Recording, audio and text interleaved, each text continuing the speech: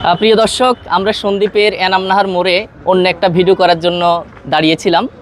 হঠাৎ করে আমাদের সন্দ্বীপের সবচাইতে ভাইরাল মানুষ, যাকে সবাই এক নামে চিনে, হান্নান হুজুর, যিনি সাপটাপ ধরেন, মোটামুটি মানুষকে সেভ করেন সন্দ্বীপের।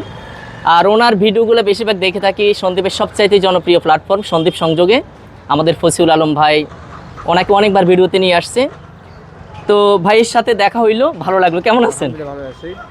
কোথেকে আসছেন? আমি এখন ওই শিবহাট থেকে আসছি। শিবহাট থেকে আসি, এখানে নামাজ পড়লাম। আচ্ছা, এখন দিকে যাবো। এখন যাবো এই টিকেট আছে না, বিশ্বাস হাসপাতাল গাছু হারামি হাসপাতাল। আমরা তো ওদিকে যাবো না, আমরা ওদিক থেকে আসছি।